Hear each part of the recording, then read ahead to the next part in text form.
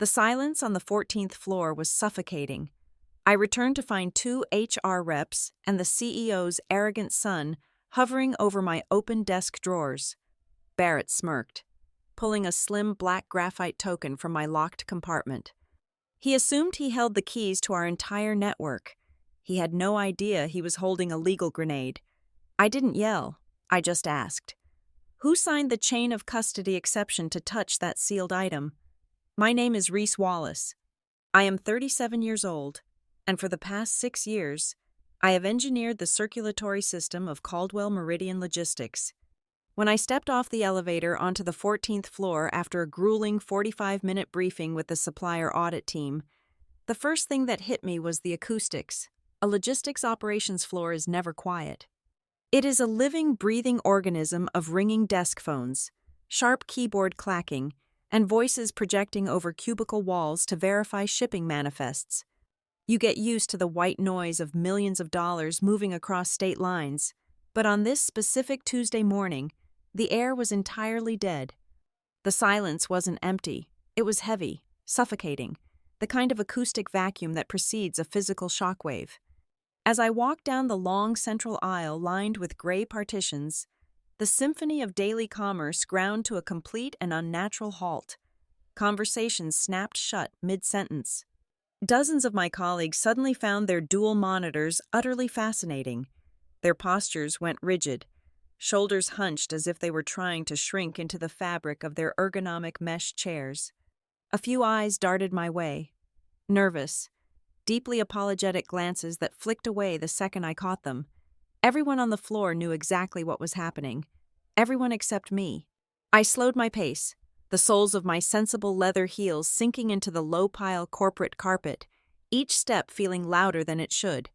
My workspace was located at the far end of the executive bullpen, a strategic position I had chosen that allowed me to monitor the floor while maintaining a clear line of sight to the glass-walled boardrooms. But my line of sight was currently blocked. A small barricade of bodies had formed around my desk. I recognized the cast of characters instantly, and the specific combination of them sent a cold, clinical thrill of adrenaline through my veins. There were two representatives from Human Resources. One was Celia Marsh, a senior director whose entire career consisted of nodding at the right times and protecting the executive suite from liability. Beside her was a junior associate I only knew by sight, looking entirely out of his depth. Standing behind them, arms crossed over his thick chest to project intimidation, was one of our building security guards. And leaning casually against the edge of my desk, as if he were waiting for a barista to hand him a coffee, was Barrett Sloan. Barrett was the son of Conrad Sloan, our chief executive officer. Less than 2 months ago, Barrett had been anointed as the executive vice president of strategy. It was a title fabricated entirely out of thin air, bestowing immense executive authority upon a man who had never built a single functional process in his entire life. He wore a bespoke Italian suit that likely cost more than most people on this floor made in 3 months, and he possessed the effortless, relaxed posture of a man who believed the world was simply an extension of his birthright. He didn't look angry, he looked vaguely entertained, enjoying the spectacle he had created. I stopped a few feet away, my eyes bypassing the people entirely to scan my workstation. When you design high-stakes supply chain architectures, your brain is permanently wired to detect anomalies in any system. My desk was my sanctuary, meticulously organized to reflect the highly structured nature of my work. Now, it was a crime scene of minor, deliberate violations.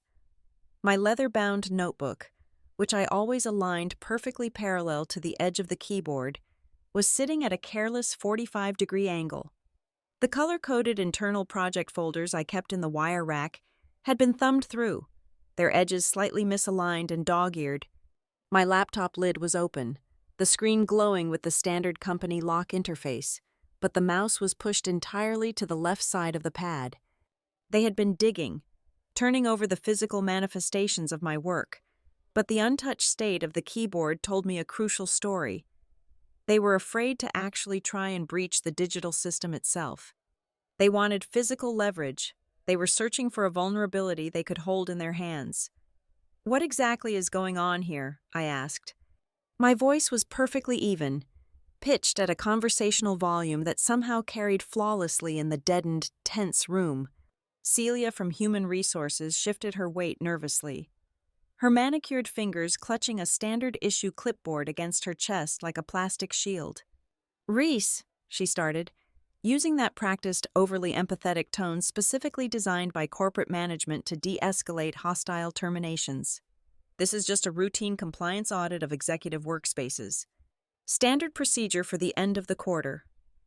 I looked at Celia, holding her gaze until she blinked, then shifted my eyes to the broad-shouldered security guard blocking the aisle, and finally to Barrett. A routine audit did not require an armed physical escort. A routine audit did not stop the entire 14th floor from working. The lie was so transparent it was bordering on insulting to my intelligence. Barrett didn't raise his voice. He didn't need to. He offered a tight, polite smile that didn't reach his cold eyes. Just crossing our T's and dotting our I's, Reese, he said smoothly, relishing the sound of his own voice. Corporate hygiene. You know how the board of directors gets about localized physical documents and off-network data? We just need to make sure everything is exactly where it belongs. It was a masterclass in corporate gaslighting.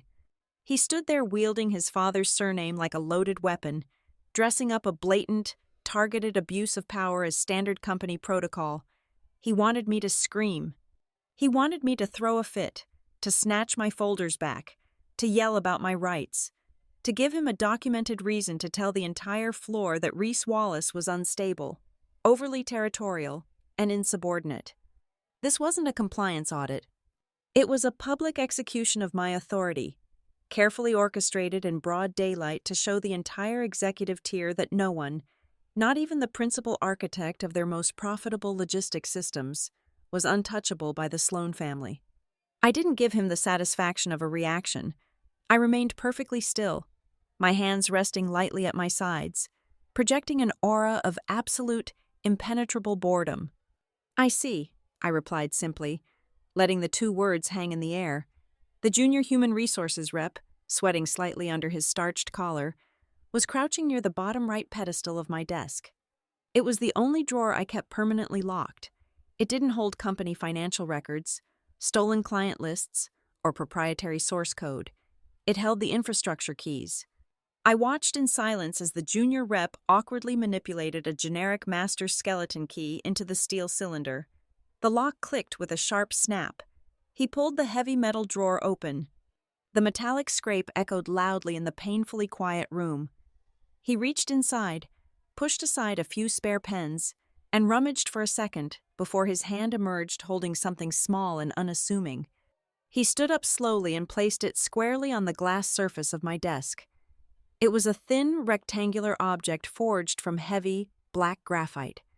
It caught the harsh fluorescent overhead light with a dull, matte, non-reflective finish. It looked somewhat like a high-end, military-grade authentication token or a biometric key drive, but it lacked any identifying markers whatsoever. There was no Caldwell Meridian Logistics logo etched into its surface. There was no inventory barcode, no serial number, nothing at all to indicate it belonged to the company paying our salaries. Barrett's eyes lit up with predatory recognition. He pushed off the edge of the desk, his fake nonchalance slipping just enough to reveal the raw greed underneath his tailored suit. He thought he had found the smoking gun. He thought he had just uncovered my secret stash of leverage, the hidden master key to the digital kingdom he so desperately wanted to rule without knowing how to build it. He reached out his hand to take it. I didn't lunge forward to stop him. I didn't raise my hand to block his reach.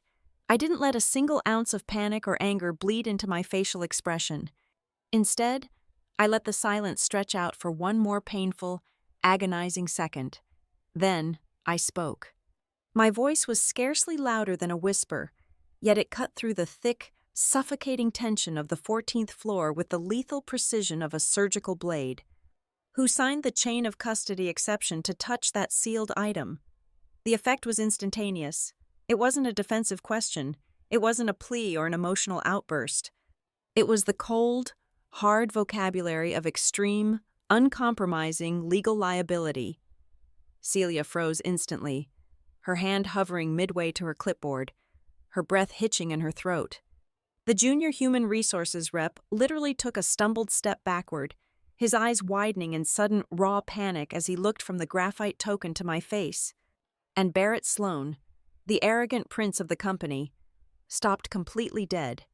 His manicured hand halted mere inches from the black graphite token.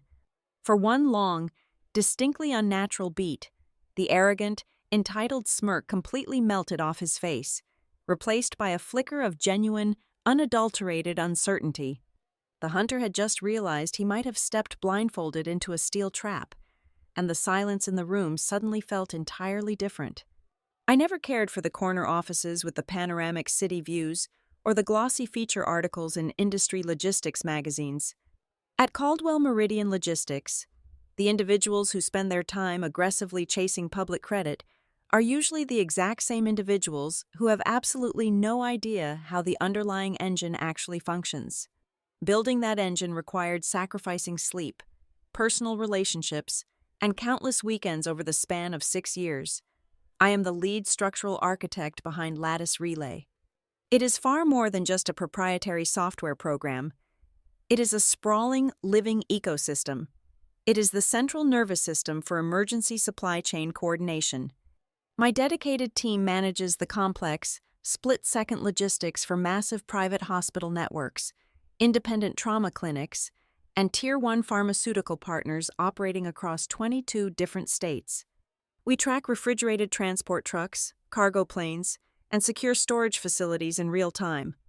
When a localized disaster hits, we are the sole reason a trauma center situated in a suddenly flooded metropolitan zone does not run out of critical surgical supplies, intravenous fluids, or life-saving blood reserves. It is a highly sensitive infrastructure built on massive server redundancy, absolute data precision, and unforgiving legal protocols. Most of the people currently sitting in the open-plan cubicles around me, holding their breath and pretending not to watch my desk being raided, have no fundamental understanding of what my department actually does on a daily basis. They see my engineers staring at complex routing dashboards filled with scrolling green data and assume we are just another layer of administrative overhead slowing down their lucrative sales pipelines. They only remember my name when their perfectly planned world threatens to completely fall apart. When a Category 4 hurricane unexpectedly shifts course and shuts down the entire eastern seaboard transit network, they look to me. When a massive trucking union strike paralyzes the vital Midwest transit corridors, or when a catastrophic automated inventory routing error threatens to spoil tens of millions of dollars worth of highly regulated, temperature-sensitive medical vaccines, they scramble blindly toward my desk. My team is the absolute only firewall standing between a minor operational hiccup and a multi-million-dollar breach of contract that would trigger catastrophic federal audits and inevitable bankruptcies. We keep the system from collapsing under the weight of unpredictable reality. We do not panic under extreme pressure. We simply execute the disaster protocols. That specific kind of deep structural leverage makes certain ambitious men in executive leadership feel very uncomfortable and profoundly insecure. Barrett Sloan viewed me not as a foundational asset to his father's sprawling corporate empire, but as a deeply irritating, stubborn obstacle to his own unchecked ambition. I did not fit into his narrow, privileged worldview of corporate hierarchy. I was not the type of female employee who would eagerly bow my head, lower my gaze, and cheerfully bypass vital safety protocols simply because the name Sloan was heavily embossed in gold foil on his thick cardstock business cards. The cold tension between us had been quietly simmering since the very first day he was gifted his manufactured executive title, but the conflict finally crystallized into outright, undeniable hostility exactly 3 weeks ago. Nolan Price, our vice president of operations, served as Barrett's most reliable, sycophantic enforcer. Nolan was a man who survived corporate purges by attaching himself to the highest-ranking predator in the room. He sent over a highly irregular digital access memo to my private inbox. He was officially requesting elevated, unrestricted administrative permissions to the Lattice Relay core servers for an unvetted team of external financial contractors. More alarmingly, he specifically asked me to backdate my mandatory digital signature by exactly 14 days. His written justification in the encrypted email was vaguely framed as a necessary and temporary cross-departmental synchronization effort required for an upcoming system audit. It was a blatant, incredibly sloppy attempt to bypass the strict compliance logging system and grant Barrett backdoor access to the platform's core financial routing data. I rejected the request immediately and completely. I did not soften the blow with standard corporate pleasantries or emoji-filled apologies. I did not offer a gentle compromise. I sent a single-line reply flatly denying the authorization and explicitly citing the strict federal regulatory compliance laws governing medical supply chains and secure data integrity. I hit send without a single second of hesitation. From that exact moment, I knew a massive invisible target had been painted squarely on my back. Individuals who are actively maneuvering to illegally hijack operational control harbor a deep, venomous hatred for anyone who demands that signatures be placed in the correct boxes, on the correct dates, and backed by the correct legal authority. Rigid, unbending procedure is the natural, undisputed enemy of the corporate usurper. Barrett was just smart enough to know he could not officially fire me through human resources for strictly following federal compliance laws, so he decided to wage a quiet, insidious, and highly personal war of attrition instead. He began planting toxic seeds of doubt in the executive boardrooms and behind closed, soundproofed doors. He casually mentioned over expensive, company-expensed lunches with the board of directors that I was becoming a dangerous bottleneck to the company's aggressive growth strategy. He actively and maliciously spread the false narrative that I was holding far too much critical operational knowledge exclusively in my head and keeping the system controls far too tightly gripped in my own hands. He deliberately took my strict adherence to professional caution and twisted it into an ugly, painted picture of suspicious, paranoid secrecy. He desperately wanted the upper management layer to believe I was a rogue, uncontrollable element risking the company's lucrative future by refusing to share my operational domain with his new, modernized leadership structure. Therefore, the grotesque theater currently unfolding around my workspace was not a spontaneous decision born out of a sudden desire for workspace cleanliness. It was not a random routine security spot check generated by an algorithm. It was a meticulously calculated, highly visible phase of his active campaign to publicly strip me of my professional credibility and forcefully rip the control of Lattice Relay from my grip. He needed a public spectacle to prove to the entire 14th floor that he could easily bring the untouchable, arrogant systems architect to heel. He wanted to shatter my aura of invulnerability in front of the very team I protected. Back in the heavy, suffocating silence of the present moment, my sharply worded question regarding the chain of custody exception was still hanging thickly in the cold, air-conditioned air. The junior human resources representative stood completely frozen in place, the small, unmarked graphite token resting heavily on his trembling palm like a live, ticking explosive device. He looked sideways at Celia, his eyes silently begging her for an instruction manual on how to handle a situation that was clearly not covered in his corporate orientation packet. Celia's eyes darted nervously toward Barrett. Her throat swallowed hard, visibly bobbing. She knew the federal compliance rules. She knew exactly what breaking a legally sealed digital custody chain meant for our external security ratings and our impending corporate liability. Her brief, terrified hesitation was the loud, unspoken confirmation that they had absolutely zero legal grounding for this forced search. But Barrett's monumental, blinding arrogance easily eclipsed his rudimentary, deeply flawed understanding of severe corporate liability. He looked at the sudden hesitation infecting his own makeshift raiding party and sneered with open, unfiltered disgust. He did not care about the complex, boring legalities of digital custodianship. He only cared about the optics of winning the standoff and asserting his absolute dominance over the room. "I do not need a piece of paper to secure company property," Reese, Barrett stated, his voice dripping with venomous condescension as he stepped forward. With a swift, aggressive, and highly impatient motion, Barrett snatched the heavy graphite token right out of the junior representative's sweating hand. He gripped the black rectangle tightly in his right fist, completely and recklessly ignoring their brief, terrified hesitation as if swatting away a minor, buzzing annoyance. He looked down at me, his chest puffed out with unearned victory, holding the small device like he had just drawn the winning lottery ticket. He truly believed he had finally found the ultimate golden key to permanently eliminate me from the corporate game. He had absolutely no idea what kind of catastrophic, company-ending door he was about to rip wide open. Barrett did not waste a single second lingering at my desk to gloat. He spun on his expensive Italian leather heels and marched straight toward the glass-enclosed central operations room located at the far north end of the floor. He gripped the black graphite token so tightly his knuckles turned entirely white. It was the physical manifestation of his hubris.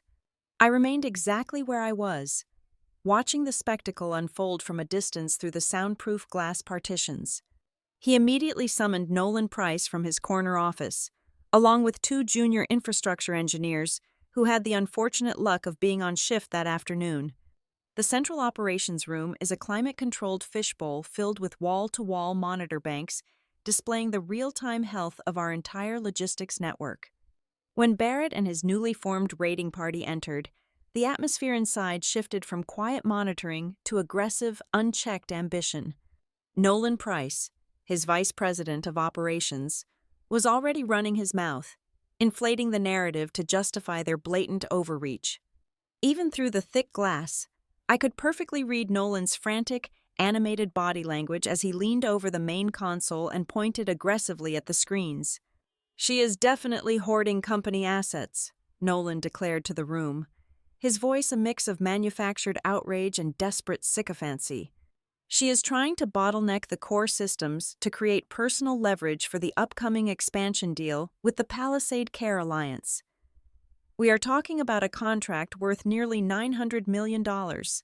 We cannot have a rogue systems architect holding that kind of capital hostage.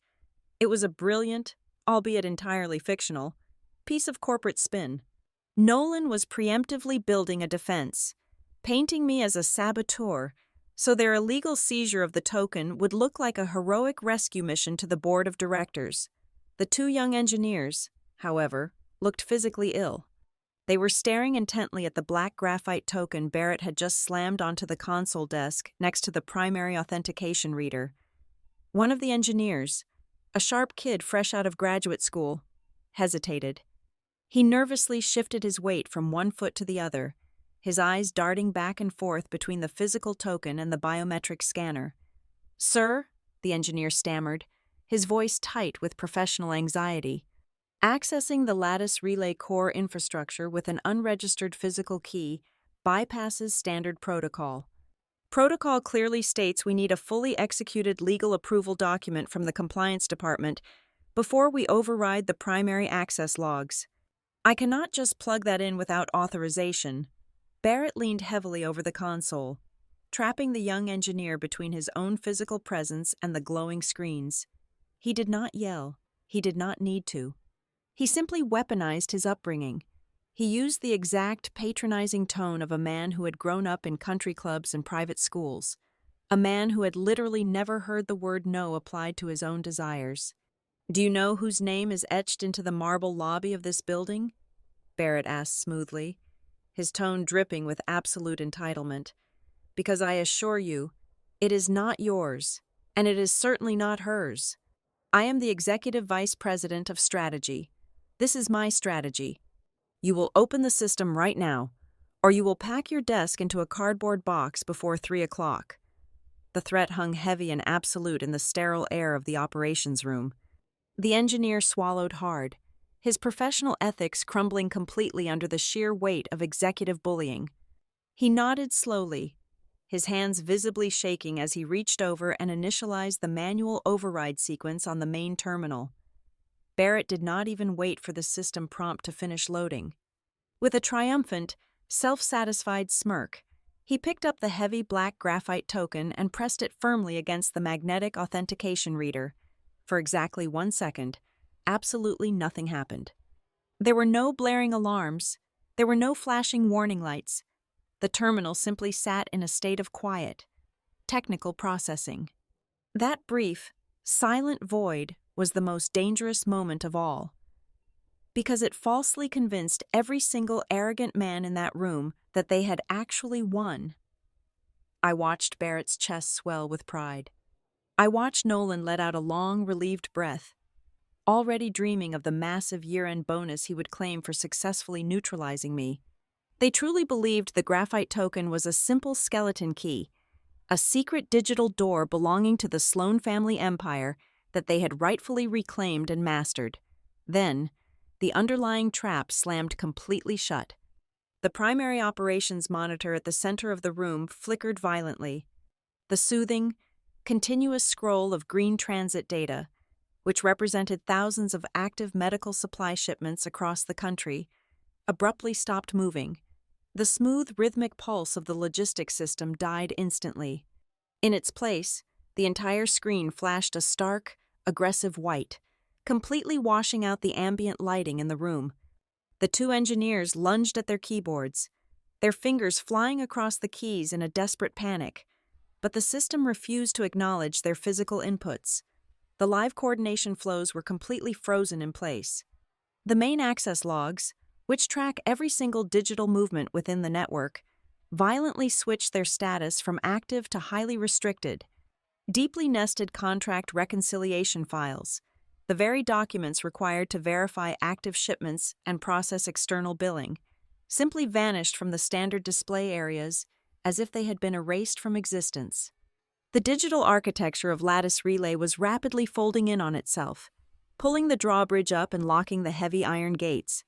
A massive bold red warning banner dropped down from the top of the main screen, bleeding across all four adjacent monitors.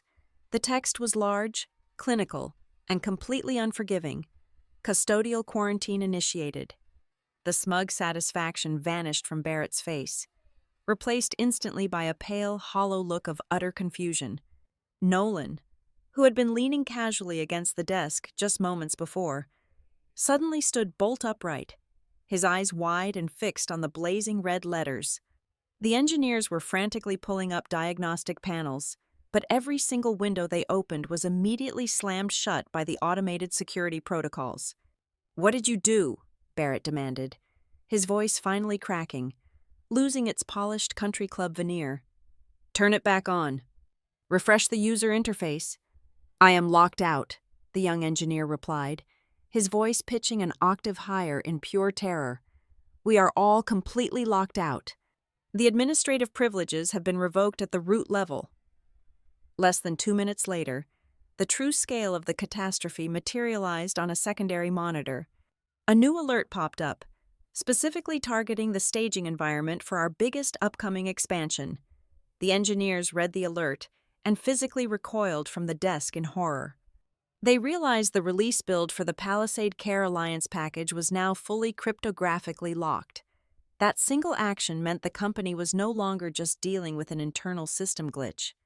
If that specific deployment package was not restored to its exact, standardized state before the contractual deadline, Caldwell Meridian Logistics would immediately lose the entire $900 million contract.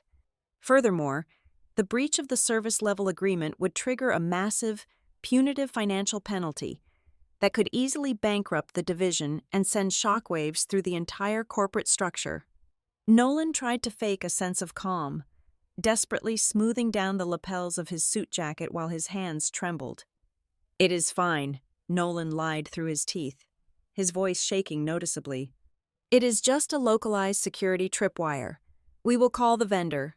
We will get it reset. Everything is perfectly fine." But as I watched them through the glass, trapped like rats in their own self-made disaster, I knew the absolute truth. From the exact moment that Red Banner dropped, this was no longer a petty desk audit designed to humiliate me. This was no longer a localized power struggle over a locked drawer. Their blind, unchecked arrogance had just transformed a simple grab for power into a fatal operational mistake, one completely capable of igniting a full-scale, company-wide crisis that would burn everything they touched straight to the ground. Less than 3 minutes after the system went into total lockdown, the intercom on my desk crackled to life. It was Nolan, and his voice was completely stripped of its usual slick, practiced corporate polish. Instead, he sounded breathless, barking an order with the specific, aggressive cadence of a man desperately trying to mask his own rising panic. He demanded I report to the central operations room immediately to fix what he referred to as my little technical malfunction. They had orchestrated a public spectacle to humiliate me, and now, having stepped blindly onto a landmine, they expected me to casually stroll in and disarm it for them. I did not rush. I stood up from my chair, smoothed an invisible crease from my tailored skirt, and walked across the 14th floor at my exact normal pace. The heavy silence that had plagued the bullpen earlier had fractured into a tense, whispering, nervous energy. Every single head turned to watch me walk down the central aisle. They knew something catastrophic had happened behind the glass walls of the operations room, and they knew I was being summoned to face the firing squad. When I pushed open the heavy, soundproofed glass door and stepped into the room, the environmental shift was jarring. The climate controls were still functioning perfectly, pumping chilled air into the enclosed space, yet the room felt suffocatingly hot. The ambient lighting, usually a calm, cool blue designed to reduce eye strain for the engineering team, had been entirely overpowered by the harsh, aggressive red glare bleeding from all 6 primary wall monitors. They parted immediately to give me a clear path to the main console. Barrett was standing rigid near the center desk, his expensive Italian suit suddenly looking a size too large for his deflating posture. He was still clutching the black graphite token in his right hand, holding it awkwardly away from his body, as if it were a highly radioactive isotope. The 2 junior engineers were frozen in their ergonomic chairs, their hands hovering completely uselessly over keyboards that the system had aggressively locked them out of. I did not sit down at an available terminal. I did not reach out to take the mouse or furiously tap at the keys to run a diagnostic check. I simply stood in the dead center of the room, my hands resting lightly at my sides, and calmly read the massive warning banners illuminating the screens. The cascading error logs and the bold text declaring the custodial quarantine painted a perfectly clear, legally binding picture. "Well?" Barrett demanded. He tried to inject his usual aristocratic authority into the word, but it came out thin and reedy. "Type in your administrative override password and get this grid back online. We have the Palisade expansion package sitting in the deployment queue, and we do not have the time or the patience for your petty, territorial security games." I turned my head slowly to look at him, allowing my expression to remain utterly blank. "There is no administrative override password," I stated, my voice kept at a low conversational volume. "And I did not lock the system." Nolan stepped forward, his face flushed an angry mottled crimson. "Do not stand there and play dumb with us. Wallace, we plugged in your hidden master key to run a standard vulnerability check, and the entire routing grid instantly froze. This is obviously your personal failsafe. You rigged the architecture to protect your own fiefdom." "That is exactly where your foundational logic falls apart," I replied, gesturing with a slight nod toward the object Barrett was gripping. "Because that object you stole from my desk is not a master key. It is a custody token." They stared back at me with blank, uncomprehending expressions. The sheer depth of their technical ignorance was staggering, but their complete lack of legal awareness was the truly fatal flaw. A master key is a basic authorization tool designed to grant unilateral, unrestricted access to a single user. I explained slowly, deliberately enunciating every single syllable as if I were lecturing a room full of exceptionally slow undergraduate students. "That heavy graphite token you are holding is a physical authentication device bound to a very strict, legally enforced digital escrow protocol. It is never, under any circumstances, designed to open the core system from an internal network node." I took 2 steps closer to the main console, pointing a perfectly manicured finger at the quarantine activity log scrolling rapidly on the far left monitor. "That token is simply one half of a mandatory 2-witness verification system," I continued, holding the room in absolute silence. It is exclusively meant to be utilized during a verified catastrophic continuity event. Furthermore, it must be paired simultaneously with a matching cryptographic token held by a bonded, independent third-party auditor. When you pried open my locked drawer, confiscated that device without a valid legal hold, and blindly pressed it against an internal biometric scanner on a standard employee workstation, you did not unlock a secret administrative door. You essentially fired a flare gun inside a powder keg. The younger engineer, the one who had been bullied into swiping the token, let out a soft, horrified gasp. He finally understood the brutal architecture of the trap they had eagerly sprung on themselves. "The protocol thought we were being hijacked from the inside," he whispered, his face draining of all remaining color. "Exactly," I confirmed, never taking my eyes off Barrett. "The security protocol recognized an unauthorized, unilateral attempt to seize root control using a dormant continuity key. Because the request originated from an internal IP address, without the simultaneous external authorization, the system did exactly what I engineered it to do when faced with a hostile internal threat. It instantly severed all active external connections, encrypted the live routing data, and initiated an absolute lockdown to protect the integrity of the medical supply network." Barrett's jaw tightened, a muscle feathering angrily in his cheek. He threw the graphite token down onto the desk surface. It landed with a heavy, dull thud. "Unlock it right now," he ordered, abandoning any pretense of corporate procedure. "It is my network. It belongs to my family. I am officially ordering you to reverse this quarantine." "I cannot do that," I stated simply. "And even if I possess the technical capability to reverse the lockdown from this room, I absolutely do not have the legal authority to do so." Nolan threw his hands up in the air, a gesture of pure, exasperated disbelief. "What in the world are you talking about? You built the entire platform. You are the lead systems architect." "I am the architect," I agreed, my tone remaining as cool as the server room exhaust.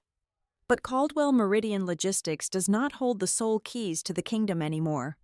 Full operational control of this infrastructure has been legally bound to an external escrow agreement for the past 18 months. The silence that immediately followed my statement was absolute and suffocating. It was the distinct sound of three ambitious men simultaneously realizing the floor had just dropped completely out from underneath them. The automated quarantine protocol you just triggered instantly transferred temporary operational guardianship to Iron Veil Fiduciary and Wallace Continuity Partners Limited Liability Company, I explained, letting the heavy corporate names land squarely in the center of the room. "They are the legally appointed custodians under the disaster recovery contingency terms." Barrett looked as though he had been physically struck across the face.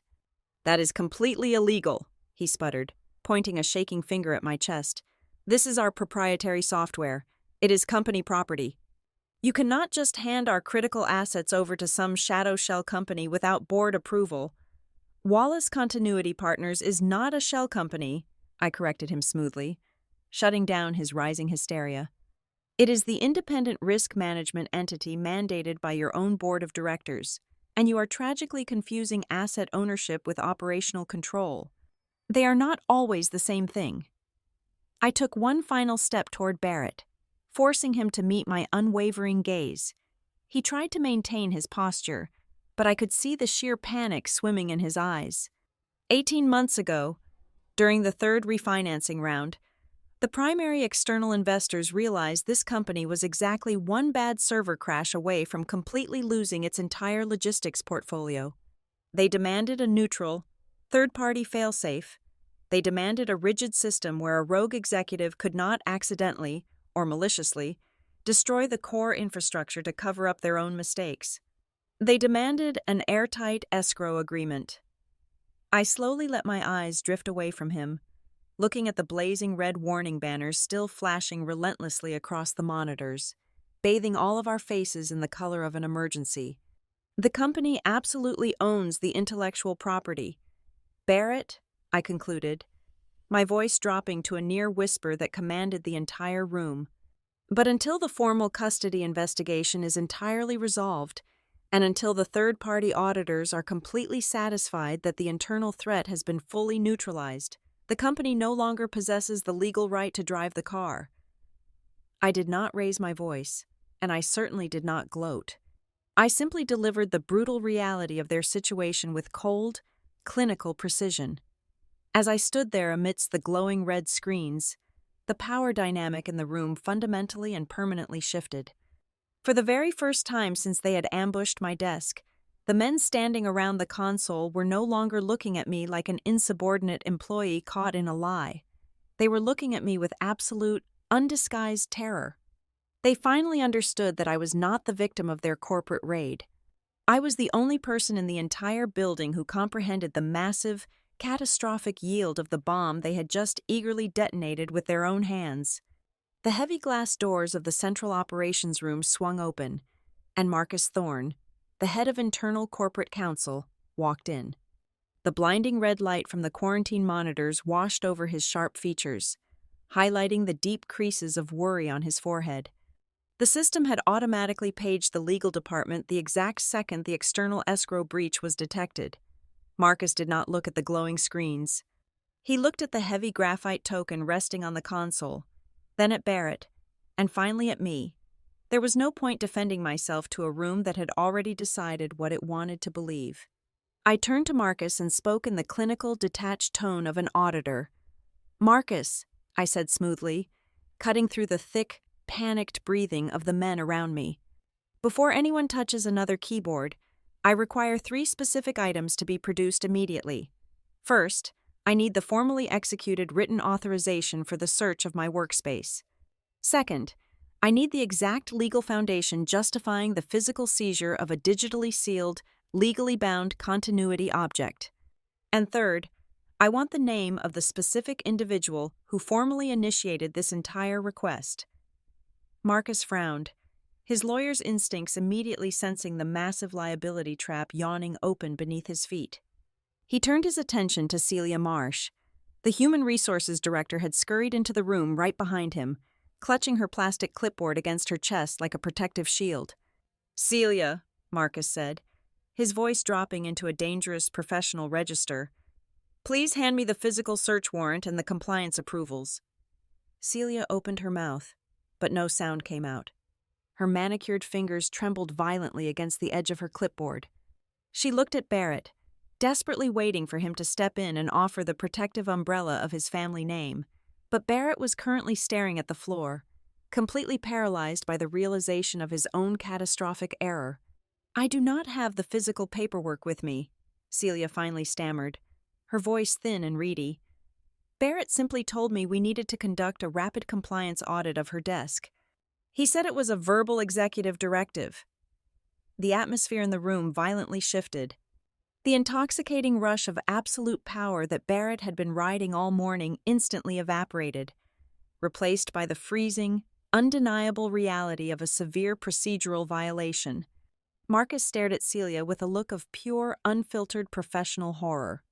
Conducting a forced search of a senior executive's workspace based entirely on a spoken whim was a massive breach of corporate policy, let alone breaking into a locked drawer to seize an unidentified device. Celia began to breathe rapidly, her eyes darting around the room as the terrifying realization washed over her. She knew that if this incident progressed to a formal external review by the board of directors, her name would be stamped at the top of the compliance violation report. She had permitted herself to be manipulated as a mere pawn, and presently, she was the sole person left facing the disastrous aftermath. I chose to increase the psychological pressure by the slimmest margin. It was a quiet escalation, yet it proved absolutely devastating. "This was never a routine audit," I stated, shifting my gaze directly onto Nolan Price. "This was a desperate, sloppy attempt to forcefully extract access credentials because I refused to hand them over willingly. A few weeks ago, Nolan sent me a formal request demanding unrestricted administrative access to the core routing infrastructure. Furthermore, he explicitly asked me to backdate my digital authorization signature." Nolan flinched as if I had thrown a physical punch at him. His face morphed into a mask of aggressive, desperate denial. "That is an absolute lie," he shouted, his voice cracking under the strain. "I never asked you to falsify any documents. You are making wild accusations to cover up the fact that you just locked the entire company out of its own platform." I did not raise my voice to match his panic. "I do not make accusations, Nolan. I keep meticulous records. If Marcus formally requests it, the Information Technology Department can easily pull the archived message from my encrypted inbox. You sent it exactly 18 days ago at 4 o'clock in the afternoon. You used the exact phrase, 'need a cleaner path before diligence review.' You were actively trying to create an illegal, undocumented shortcut into the financial routing data right before the independent auditors arrived to evaluate the upcoming expansion deal." Marcus pulled a small notepad from his breast pocket and began writing furiously, his pen digging hard into the paper. The phrase I had quoted was legally damning. It proved intent to bypass regulatory oversight. Just then, the head of physical security stepped into the room, looking deeply uncomfortable. Marcus immediately turned to him and demanded to know which security protocol authorized the forced entry into my locked pedestal drawer. The security lead swallowed hard, avoiding my eyes entirely. He confessed that absolutely no official ticket had been filed in the system. There was no legal hold placed on my desk. There was no documented investigation. His guard had simply been ordered by Barrett to bring a master skeleton key to the 14th floor. The entire raid had zero legal foundation holding it up. "Barrett," Marcus said, his voice dangerously quiet now. "You cannot simply order a raid on a senior architect's office without cause. What exactly prompted you to initiate this action today?" Barrett swallowed hard, his Adam's apple bobbing nervously. "We received a tip," he lied, though the lie sounded incredibly weak even to his own ears. "An anonymous internal whistleblower submitted a complaint this morning stating that she was hoarding unauthorized physical drives in her desk. I was simply acting to protect the company's intellectual property." "An anonymous tip," I repeated, letting the words hang in the air for a moment. I turned back to the young engineer, who was still sitting frozen at the main console. "Since the core system is quarantined, your terminal should still have full access to the internal network diagnostics. Pull up the incoming traffic logs for the internal reporting portal for this morning. Trace the origin Internet Protocol address of that specific anonymous submission." Nolan lunged forward, his hands reaching out as if he could physically stop the engineer from touching the keyboard. But Marcus stepped firmly in his path, holding up a strict hand to block him. The young engineer, desperate to prove his compliance to the legal department after breaking protocol earlier, let his fingers fly across the keys. A black diagnostic window popped up on his screen, lines of white code scrolling rapidly. "The submission came in at 8 o'clock this morning," the engineer reported, his voice shaking slightly as he read the data aloud to the room. "But it did not come from an external proxy or a hidden network. It originated from an internal secondary account." "Whose account?" Marcus demanded. The engineer looked up, his face completely pale. "It is a temporary utility account assigned directly to the Operations Management Group. Specifically, a subnet registered to Nolan Price." The silence that followed was absolute and devastating. The final layer of the lie had just been brutally peeled away. Nolan was no longer just an ambitious vice president standing on the sidelines cheering for Barrett's power play. The digital footprint proved beyond a shadow of a doubt that Nolan had maliciously fabricated the anonymous tip himself. He had engineered the entire crisis, creating a completely fraudulent reason to justify the illegal seizure of the custody token from my possession. He had manipulated Barrett's arrogance to execute his own dirty work. Marcus Thorne closed his notepad with a sharp, decisive snap that echoed loudly in the tense room. He did not look angry. He looked like a man who had just been handed a massive, explosive disaster that he now had to contain. "Do not touch anything else on these consoles," Marcus ordered the room, his voice radiating absolute, unquestionable authority. He looked directly at the young engineer. "I want an immediate, comprehensive freeze placed on all internal servers. locked down every single email account, every instant messaging log, every security camera file, and every physical access record generated over the last 30 days for both Barrett Sloan and Nolan Price. Barrett let out a strangled gasp, his eyes widening in pure horror. He finally realized that the witch hunt he had so eagerly launched against me had just violently reversed its course. By blindly forcing the system to defend itself, and by leaving a trail of sloppy, arrogant mistakes in their wake, Barrett and Nolan had just handed the legal department everything they needed to launch a full-scale, formal corporate investigation against them. The trap they had built for me had just snapped completely shut around their own necks. The heavy glass doors of the central operations room swung open with such force that they shuddered on their steel hinges. The frantic, nervous energy that had been violently bouncing off the walls completely flatlined in an instant. Conrad Sloan had arrived. As the chief executive officer of Caldwell Meridian Logistics, Conrad possessed the kind of immense, suffocating gravity that naturally sucked the oxygen out of any space he occupied. He was a man in his late 60s who still wore bespoke, sharply tailored suits that armored his broad shoulders like a military uniform.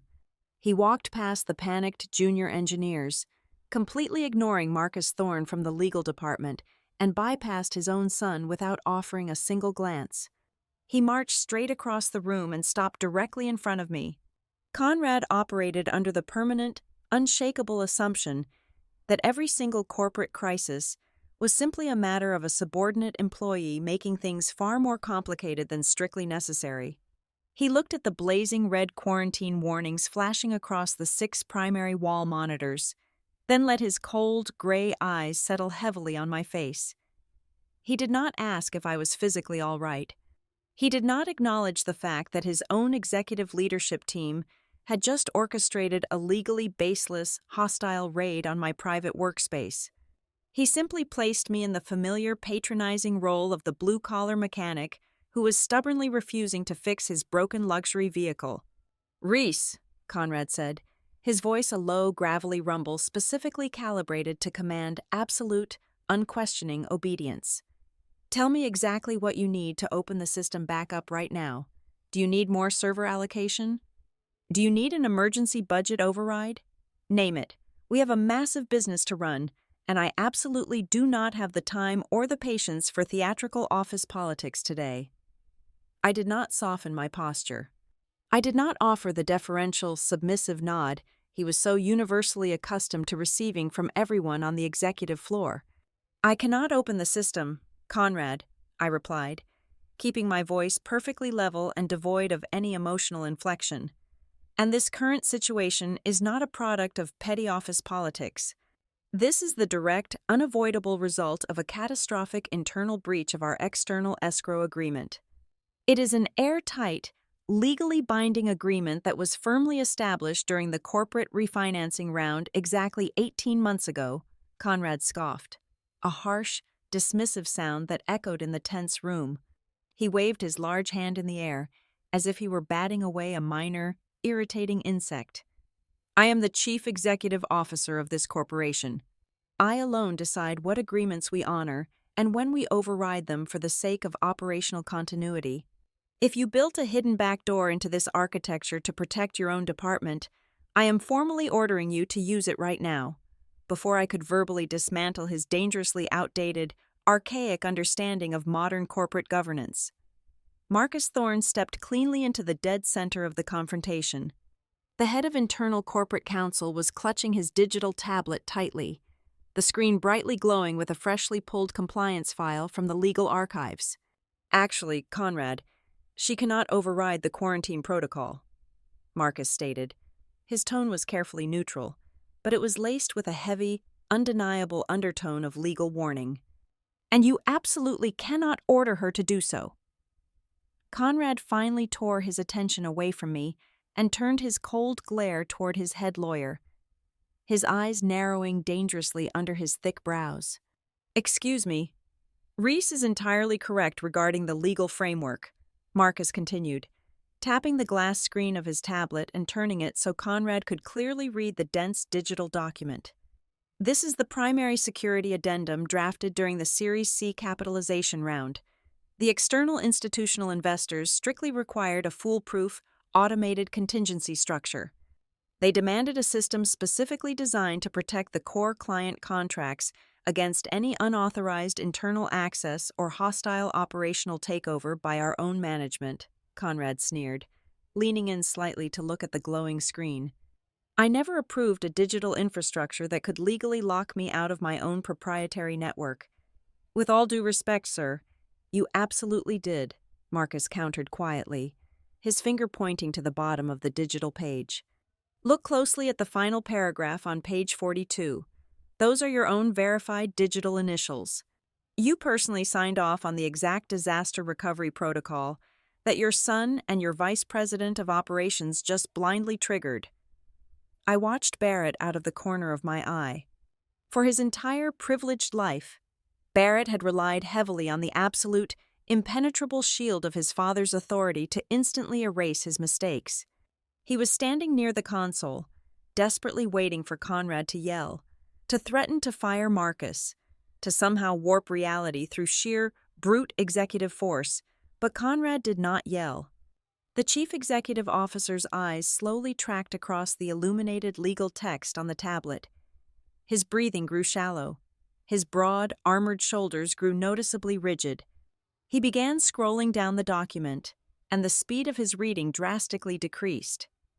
Barrett swallowed hard, a visible pulse hammering erratically in his throat. He saw his father slow down. He recognized that specific, terrifying hesitation. It was the crushing realization that inherited family prestige and a loud, demanding voice were completely useless weapons against ironclad, externally audited contract law. There is a secondary, far more critical issue. Conrad, I interjected, ensuring my voice carried to every corner of the room so they could all feel the final, crushing weight of the situation. And it is far more severe than a temporary operational freeze on our logistics floor. Conrad slowly lifted his eyes from the tablet. The arrogant irritation on his face had been fully replaced by a guarded, sinking apprehension. Explain the issue. The Palisade Care Alliance expansion is not just another lucrative shipping contract, I stated clearly, laying out the financial reality bare. It is the foundational asset for our entire corporate valuation heading into the upcoming Series D funding round. The external institutional investors are basing our multi-billion-dollar multiplier exclusively on the successful, uninterrupted deployment of that specific medical network integration. If Lattice Relay remains in a state of custodial quarantine at midnight tonight, we automatically and legally default on the master service level agreement. The color drained completely from Conrad's face, leaving him looking suddenly old and deeply tired. If we default at midnight, I continued ruthlessly, refusing to look away from him, the Palisade Care Alliance has the contractual, unquestionable right to terminate the entire expansion package without paying a single penalty. If that happens, our market valuation does not just take a minor temporary dip, it will completely plummet to the absolute bottom. We are talking about permanently wiping out hundreds of millions of dollars in corporate equity before the sun even comes up tomorrow morning. Nolan Price, who had been standing practically glued to the glass wall at the back of the room, let out a pathetic, desperate sound. She is bluffing, Nolan pleaded, his voice cracking violently under the immense pressure. She designed the architecture from scratch. She has to have a fail-safe built into the code. She intentionally set a trap for us to fail so she could extort the board. I slowly turned my head and fixed Nolan with a look of absolute, freezing disdain. I do not build traps. Nolan, I said, my voice cutting through the room like a scalpel. I build regulatory guardrails, and I explicitly warned you about driving your car straight over them. Exactly 2 weeks ago, I sent you a formal written memorandum regarding your highly irregular request for backdoor access. I clearly stated, in writing, that any attempt to bypass the standard biometric authentication protocols would automatically trigger a temporary transfer of custodial rights to an external entity and permanently freeze all reconciliation records.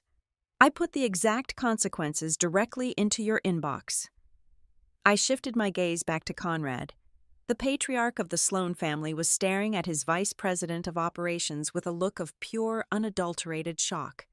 He finally realized that the narrative his son had spun was a complete, fabricated lie. They had the explicit written warning.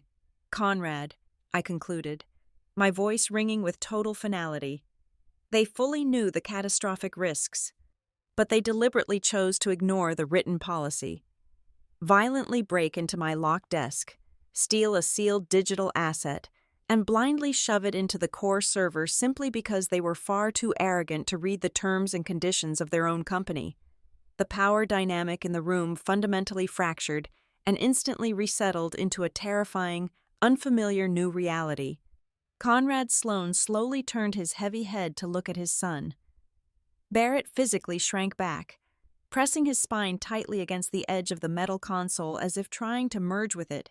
Conrad finally understood the truth. I had not outsmarted them with some secret, malicious coding trick. I had simply followed the strict letter of the law. His own son and his hand-picked executive enforcer had recklessly burned the company entirely to the ground out of sheer, petty spite and unchecked ego. The chief executive officer was no longer standing in the center of the room as a protective, powerful father ready to casually shield his heir from consequence. The sheer magnitude of the financial disaster had just violently shoved him into the brutal, unforgiving position of a desperate corporate survivor. As Conrad Sloan looked from the blazing red quarantine warnings on the monitors to the pale, terrified face of his own son, he realized he had been backed into a corner where he had to make an impossible, agonizing choice. He could blindly try to save his son's destroyed reputation, or he could try to save the actual mathematical survival of his life's work. He absolutely could not do both. Conrad Sloan broke the suffocating silence that had swallowed the operations room. He let out a long, ragged exhale, the distinct sound of an aging king realizing his fortress walls had just been breached from the inside. He reached up and pinched the bridge of his nose, aggressively attempting to massage away the massive, company-ending liability headache his own son had just forcefully shoved into his skull. When he finally dropped his hand and looked at me, his posture had subtly shifted. The dictatorial command of a chief executive officer was gone, replaced entirely by the strained, transactional plea of a desperate negotiator.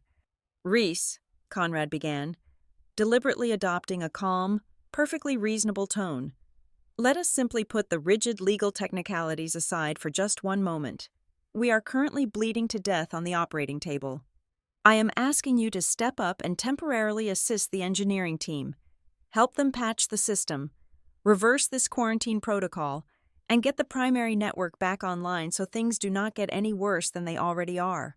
Once the expansion package is safely deployed and the client is satisfied, I give you my personal, unconditional word that we will sit down privately in my office and sort out all the disciplinary paperwork." It was the oldest, most transparent corporate trap in existence. He wanted me to fix the catastrophic hole they had ripped in the hull, but he wanted me to do it completely off the record. I did not move a single inch toward the glowing server consoles. I looked at the man who had built this logistics empire and saw exactly how he intended to play the board of directors later. "I will not do that, Conrad," I replied, my voice as hard and cold as the concrete foundation beneath our feet. "If I step up to that keyboard and patch the vulnerability without a fully executed legal indemnification, I become an active participant in an undocumented system breach. Tomorrow morning, when the external auditors ask why the core infrastructure went dark, you will simply point to the digital access logs showing my credentials fixing the problem, and you will retroactively blame me for causing the outage in the first place. I will not patch your sinking ship just so you can safely throw me overboard when we reach the shore." Conrad's jaw tightened, his teeth grinding together audibly in the quiet room. "What exactly do you want, Reese?" "I require 3 preliminary conditions to be met before I even consider picking up the phone to contact the external escrow agents," I stated, my demands delivered with absolute, uncompromising clarity. "First, I require a formal, legally binding memorandum. drafted immediately by corporate counsel and signed by you, explicitly admitting that the custody token was physically seized from my locked desk without proper authorization, without a valid legal hold, and in direct violation of our security protocols. Second, I demand the immediate, permanent cancellation of all internal suspicion, fabricated reviews, and baseless allegations regarding my professional conduct. Third, the specific individuals who initiated this unauthorized raid must have their physical and digital access rights to the operations floor stripped entirely. Effective right this second, Barrett, who had been pressing his back against the glass wall like a trapped animal, violently pushed himself forward. The sheer panic in his chest finally boiled over into an explosive, deeply irrational rage.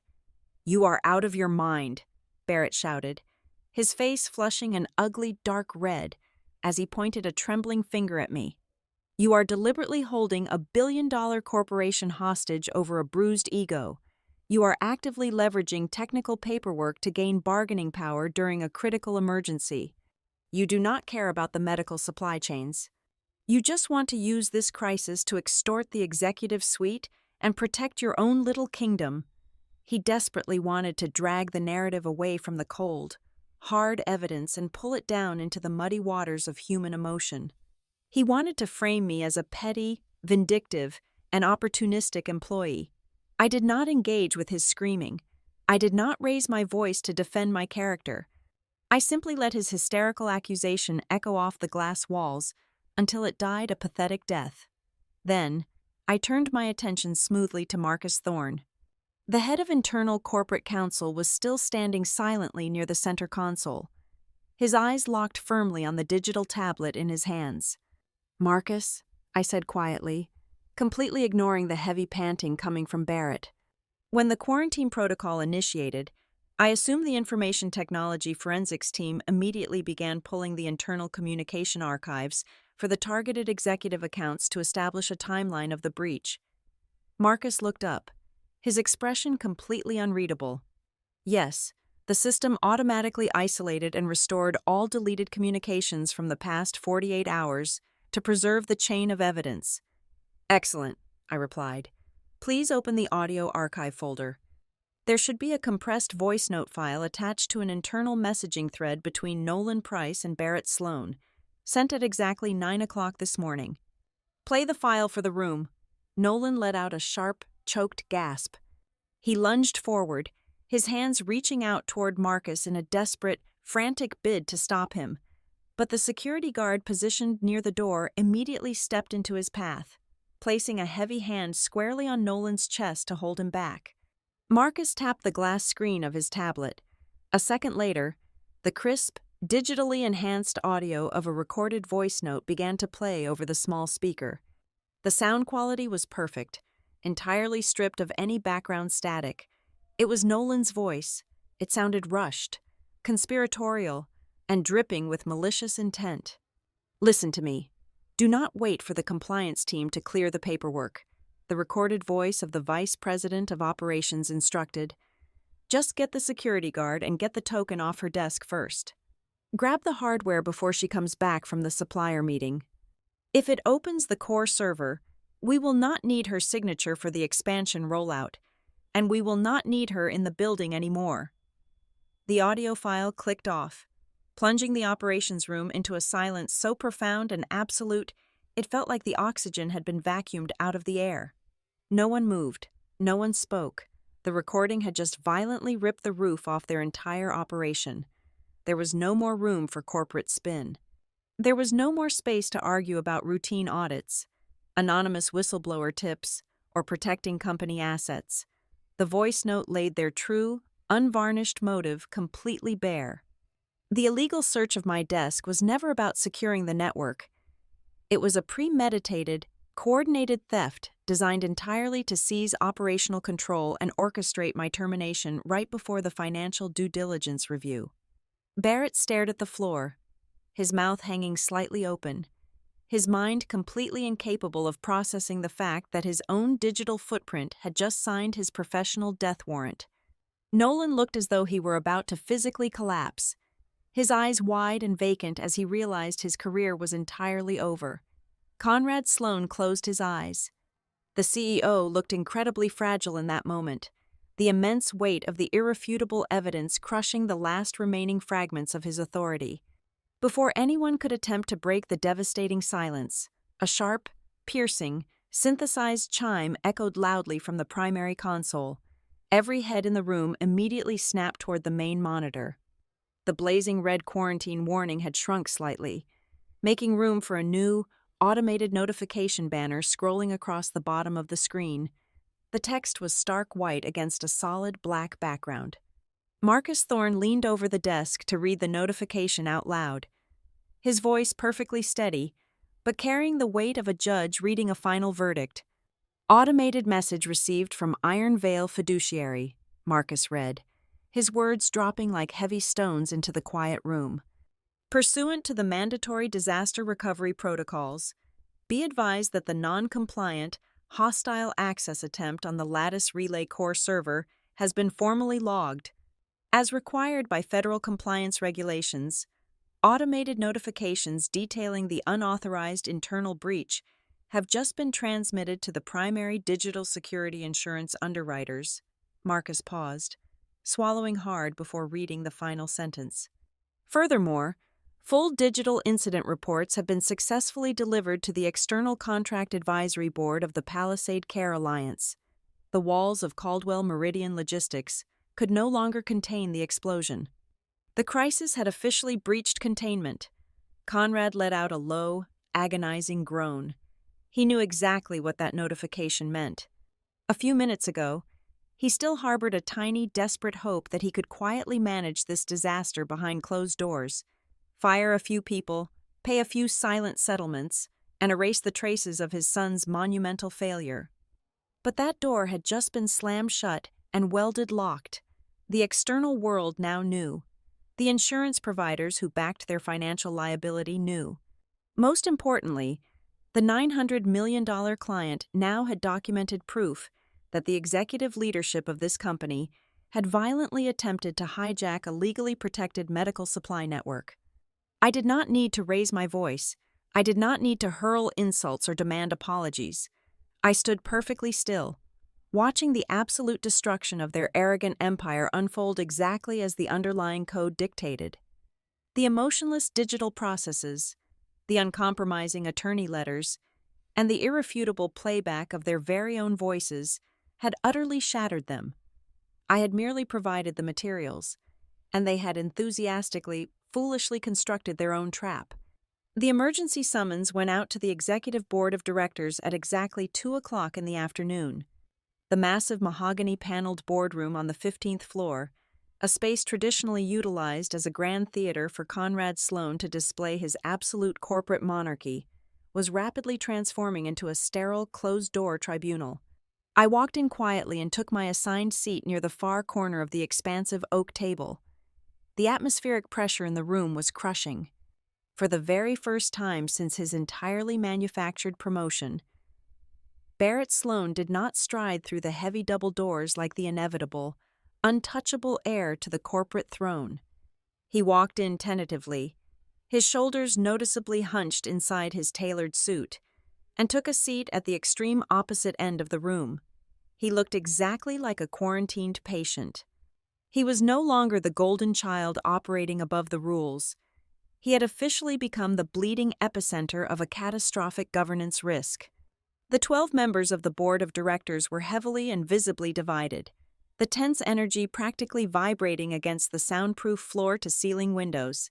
One specific faction, composed mostly of Conrad's older, deeply entrenched loyalist allies, desperately wanted to architect a quiet, off-the-record settlement with me behind closed doors. They whispered urgently to each other about offering lucrative stock options, extended paid sabbaticals, and ironclad non-disclosure agreements to simply make the problem vanish. The opposing faction, led by the aggressive institutional venture capitalists, who actually held the financial reins of our impending Series D funding round, possessed a completely different and far more ruthless agenda. They wanted to surgically excise Barrett from the corporate body right this exact second. They clearly understood that any hesitation, Any attempt to sweep this under the rug would allow the toxic scandal to bleed directly into the pending $900 million Palisade Care Alliance contract. Survival in a rapidly collapsing corporate hierarchy is a brutal, lightning-fast process of natural selection. When the ship begins taking on water, loyalty is always the very first cargo thrown overboard. Celia Marsh, the Senior Director of Human Resources, was the very first individual to break ranks to save herself from the firing squad. She knew her career and her unvested pension were resting squarely on the chopping block.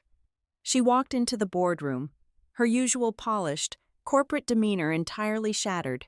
Her hands were shaking so violently that the printed pages she held rattled loudly in the heavy, oppressive silence. She completely bypassed Conrad, avoiding his gaze entirely, and handed the stack of documents directly to the lead independent director.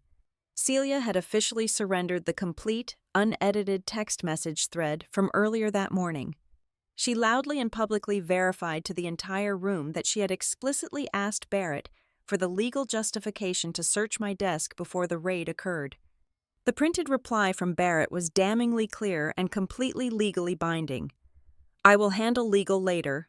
The printed message read, "It was absolute, documented proof of premeditated negligence."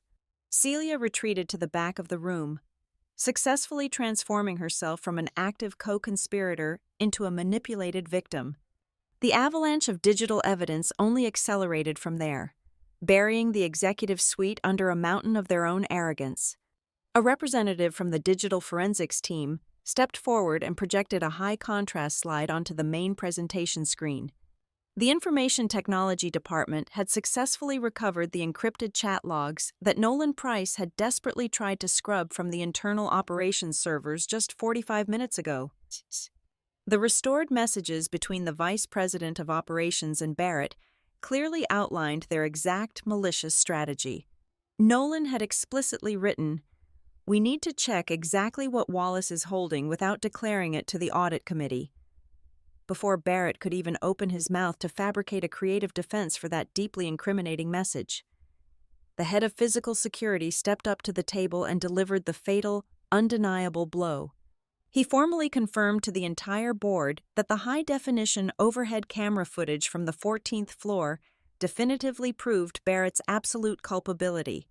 The security director stated that the video clearly showed Barrett aggressively demanding the junior human resources representative forcefully open my locked drawer, even after the representative had verbally warned him that the black graphite object inside appeared to be a sealed, highly restricted personal authentication device. The narrative of an innocent routine compliance check was completely permanently obliterated. Conrad sat perfectly rigid at the head of the oak table, his knuckles entirely white as he gripped the armrests of his heavy leather chair. He desperately tried to reassert his patriarchal authority, attempting to smooth over the jagged edges of the disaster. He tried to frame the entire horrifying sequence of events as a simple, unfortunate miscommunication between overly ambitious executives who were just trying to protect the company's intellectual property. But the room was no longer his to command. Every single new piece of evidence presented by the forensics team made the chief executive officer's position infinitely more precarious. The board members were staring at him with cold, highly calculating eyes. If Conrad continued to throw his protective, fatherly weight over his son, he was actively signaling to the venture capitalists and the external auditors that Caldwell Meridian Logistics officially condoned gross procedural violations, internal theft, and the severe mishandling of secure continuity tokens. To protect his son meant completely destroying the company's illusion of secure governance. I did not use this highly charged, pivotal moment to humiliate anyone. I did not stand up, point fingers, or deliver a passionate, vindictive speech about how I had explicitly warned them all. I simply sat perfectly still in my chair, my hands neatly folded in my lap, projecting an aura of absolute, impenetrable calm. When a board member directed a specific, technical question toward me, I answered with short, precise, and entirely factual sentences. I confirmed the exact chronological timeline of the security breach. I confirmed the rigid technical parameters of the external escrow agreement. I offered absolutely nothing else. I let the silence do the heavy lifting. My absolute frozen composure created a sharp, agonizing contrast to the sweaty, frantic, and rapidly unspooling behavior of Barrett and his shrinking faction of supporters. They were actively drowning in their own manufactured chaos, flailing wildly to find a life raft, while I simply observed them safely from the dry land of documented compliance. The lead independent director, a formidable woman who controlled the largest single block of voting shares, finally silenced the frantic murmuring in the room by tapping her heavy silver pen sharply against the polished table. She completely ignored Barrett, refusing to even acknowledge his presence in the room, and looked directly into Conrad's eyes. She articulated the exact, terrifying reality that had been silently hovering over their heads since the quarantine first initiated. If the board of directors did not handle this internal security breach with absolute, ruthless transparency and immediate, severe disciplinary action, the Palisade Care Alliance would inevitably view the incident as indisputable proof that the logistics company fundamentally lacked the basic structural governance standards required to manage a critical medical supply chain.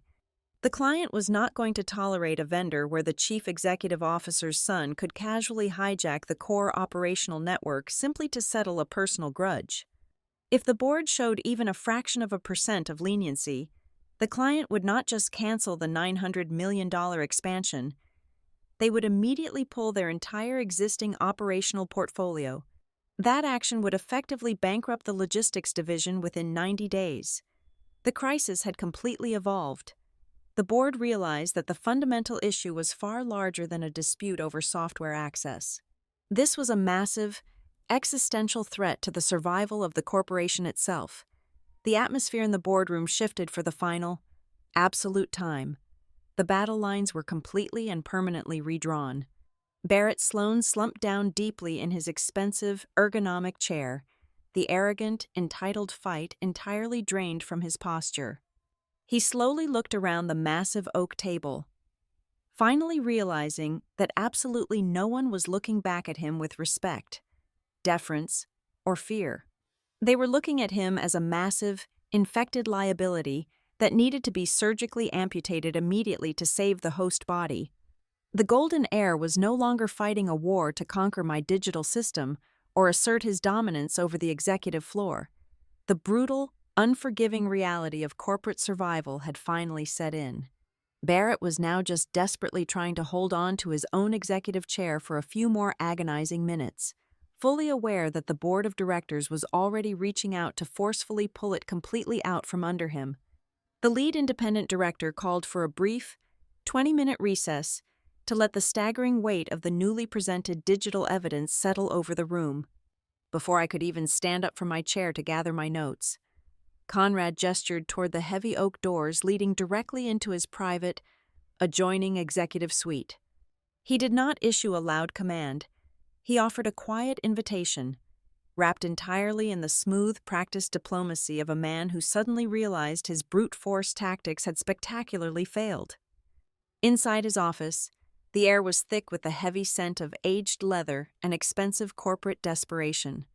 Marcus Thorne, the head of internal corporate counsel, followed us inside and stood silently by the closed door as a mandated neutral witness. Conrad did not walk around to sit behind his massive, imposing desk. Instead, he leaned casually against the front edge of it, attempting to physically lower himself closer to my level. It was an incredibly transparent psychological trick, a desperate maneuver designed to manufacture a false sense of intimacy and equality. "Reese," Conrad began, his voice meticulously dialed down to a warm, conciliatory hum. "We have clearly made some severe, highly regrettable missteps today. I will be the very first person in this building to admit that the situation on the 14th floor was handled atrociously. It was an unacceptable lapse in judgment.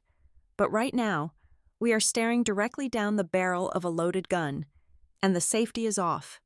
I need you to help me unload it." He offered me a seat on one of the plush leather guest sofas. I declined the offer by remaining perfectly still, standing squarely in the center of the room. Here is what I am fully prepared to offer you right this exact second. Conrad continued, seamlessly shifting from hollow apologies to heavy, transactional bribery.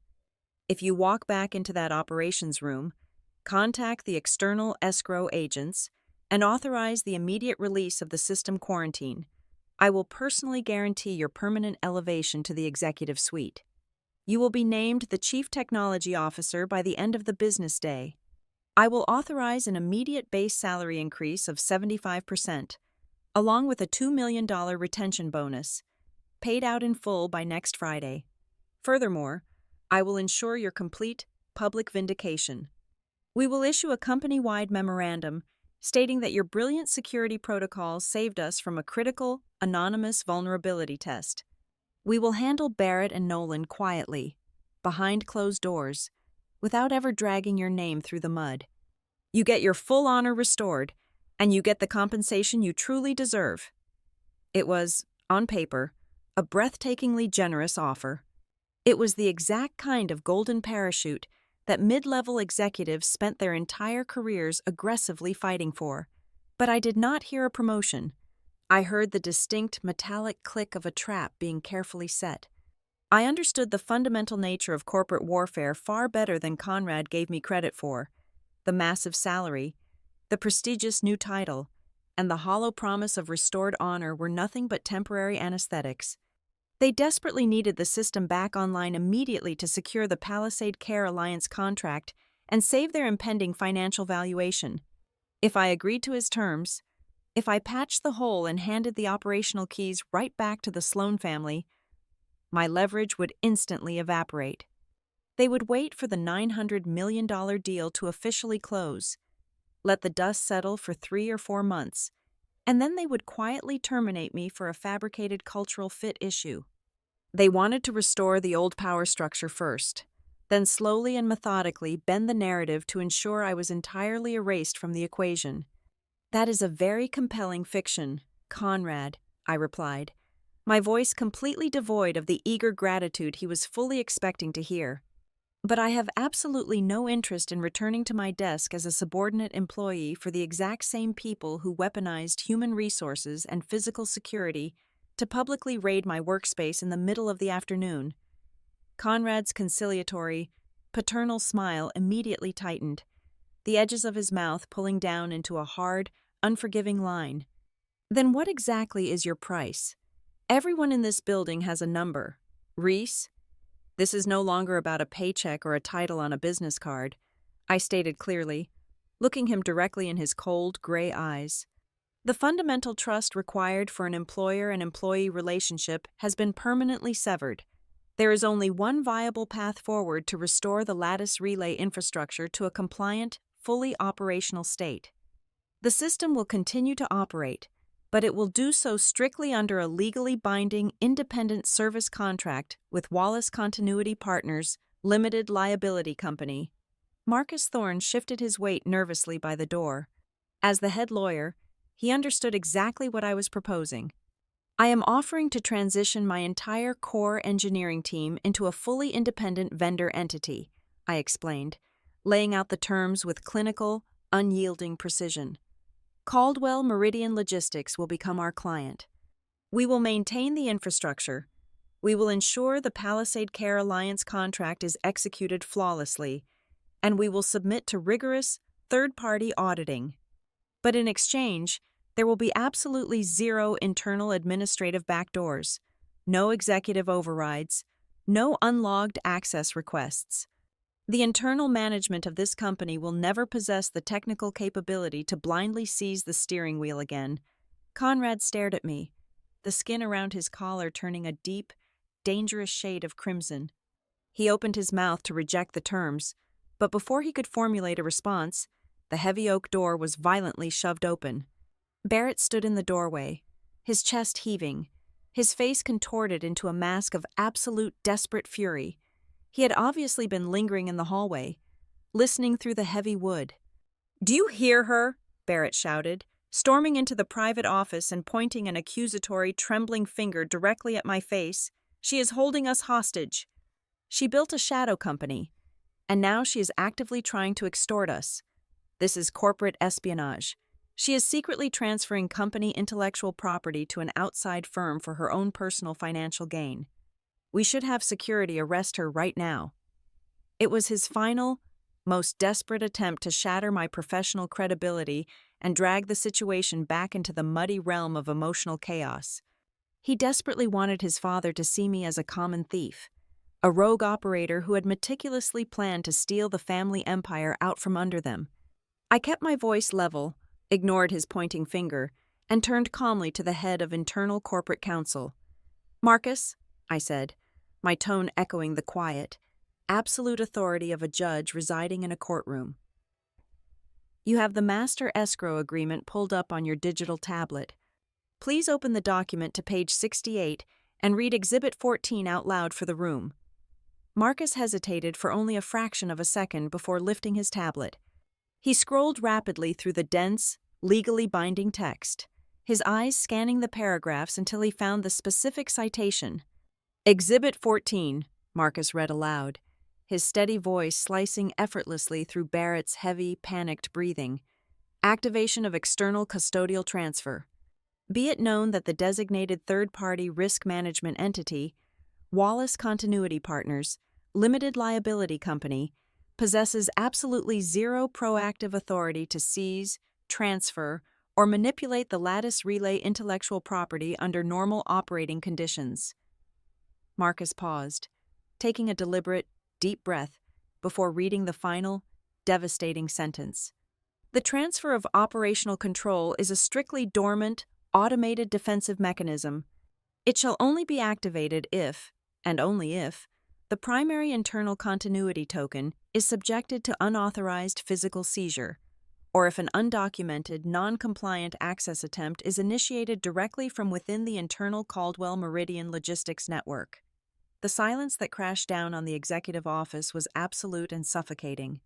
The words hung heavily in the air, wrapping tightly around Barrett's throat like a physical noose. The legal clause was perfectly unambiguous. The entire room instantly understood the most vital, undeniable truth of the entire day. I did not steal the company. I did not execute a hostile takeover. I possessed absolutely no technical or legal power to simply transfer the intellectual property to my own firm. The company had automatically, mechanically stripped the power away from itself. The massive loss of control was entirely self-inflicted, triggered exclusively by the arrogant, reckless actions of Barrett and Nolan. They had meticulously engineered the precise framework of their own undeniable downfall, positioned themselves squarely in the center of the trap, and enthusiastically sealed their own fate. We returned to the main conference room in absolute silence. When Conrad and Marcus formally relayed the rigid terms of my proposal and the stark, undeniable reality of Exhibit 14 to the waiting board of directors, the atmosphere in the room fundamentally shifted. Several of the older, loyalist board members who had previously been hesitant, who had desperately wanted to protect the Sloan family legacy, now leaned entirely in my direction. They were seasoned corporate survivors, and they recognized an impossible situation when they saw one. They knew that the absolutely only viable formula to save the $900 million medical supply contract, and by extension, the entire enterprise, was to swallow their pride and accept the new, independent operational structure. Attempting to drag the power dynamic back to the old corrupted order would result in total, immediate financial annihilation. The lead independent director, recognizing that the executive suite was completely paralyzed by their own failure, took definitive control of the meeting. She formally scheduled a final, binding vote for 8 o'clock tomorrow morning to officially approve the transition to the independent service contract and to finalize the severe disciplinary actions regarding the internal security breach. As the meeting adjourned and the exhausted board members began filing out of the room, Barrett remained glued to his leather chair. He looked desperately at his father, his eyes silently pleading, still fiercely clinging to the childish delusion that Conrad would somehow deploy a miracle to save him from falling publicly. But Conrad did not meet his son's gaze. The chief executive officer simply gathered his files and walked out, looking exactly like a man who had just attended his own funeral. The audience in the room understood perfectly. The shouting was over, the forensic evidence was permanently logged, and the true climax of the story had just been pushed directly to the terrifying edge of the cliff, waiting only for the sun to rise. The morning sun broke through the floor-to-ceiling windows of the 15th floor boardroom at exactly 8 o'clock, but it offered absolutely no warmth to the men sitting across from me. The final meeting did not begin with pleasantries, hollow apologies, or standard corporate jargon. It began with the cold, unforgiving blade of a comprehensive forensic audit. The lead independent legal counsel, brought in specifically overnight by the venture capital faction, stood at the head of the heavy oak table. She held a thick bound dossier that represented the complete, mathematical dismantling of Barrett Sloane's brief, disastrous executive career. She read the timeline aloud, enunciating every single syllable with the clinical precision of a medical examiner determining a cause of death. She detailed the exact minute the fabricated anonymous tip was generated from Nolan Price's secondary network account. She read the empty, completely blank chain of approval logs into the official corporate record. She highlighted the exact timestamp when Barrett blindly shoved the physical custody token against the biometric reader, and she recited the cascading system failure warnings that instantly followed. Every single deleted email, every recovered text message, and every frantic attempt to scrub the internal servers was laid completely bare. Barrett had spent his entire privileged life operating under the arrogant assumption that he could simply explain things away later, that his father's vast shadow would eventually cover his mistakes. As the independent counsel read the final page of the forensic report, that delusion permanently shattered. The digital paper trail had transformed his careless entitlement into an unbreakable concrete wall that no amount of family money could penetrate. When the counsel finally closed the heavy folder, a suffocating silence fell over the room. The lead independent director turned her gaze toward me. She respectfully asked if I had any final statements to add to the official record before the board commenced the formal disciplinary voting process. I did not stand up. I did not deliver a passionate, vindictive monologue about justice, professional respect, or corporate responsibility. I simply looked directly across the wide expanse of the mahogany table, locking my eyes entirely on Barrett, and I repeated the exact same string of words that had violently drained the color from the 14th floor 24 hours ago. Who signed the chain of custody exception to seize the custody token from my desk? The question hung heavily in the air, echoing softly against the soundproof glass walls. Absolutely no one answered. The silence was absolute, heavy, and deeply satisfying. It was the naked, undeniable truth filling the room. There was no exception. There was no legal loophole. That singular, gaping void of authorization became the final fatal strike that completely killed any lingering attempt at a defense. The executions were swift and entirely devoid of emotion. Nolan Price was formally terminated right there in his ergonomic chair. His lucrative employment contract was instantly voided for cause, explicitly citing gross misconduct, the malicious fabrication of an internal corporate whistleblower report, the creation of a fraudulent justification to illegally seize a legally protected security device, and the deliberate attempt to manipulate the core routing access logs prior to an external financial audit. He was not even permitted to return to his corner office to collect his personal belongings. 2 physical security guards, the exact same men he had utilized to intimidate me the day before, escorted him directly out of the boardroom and down to the ground floor lobby. Barrett Sloane did not fare much better. The board of directors systematically stripped him of every single piece of executive authority he possessed. They formally revoked his access to the strategic planning committees. They permanently severed his administrative system rights, and they forced his immediate, unconditional resignation from the position of Executive Vice President of Strategy.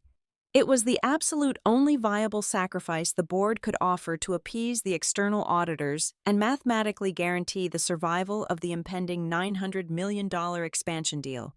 Barrett tried to look at his father one last time, his eyes silently begging for a miraculous intervention, but Conrad Sloane kept his gaze firmly glued to the polished wood of the table. The patriarch of Caldwell Meridian Logistics had finally run out of maneuvers.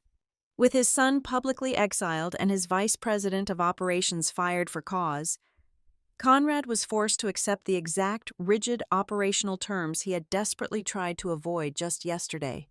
He slowly picked up his heavy gold fountain pen and signed his name to the newly drafted, multi-year master service agreement.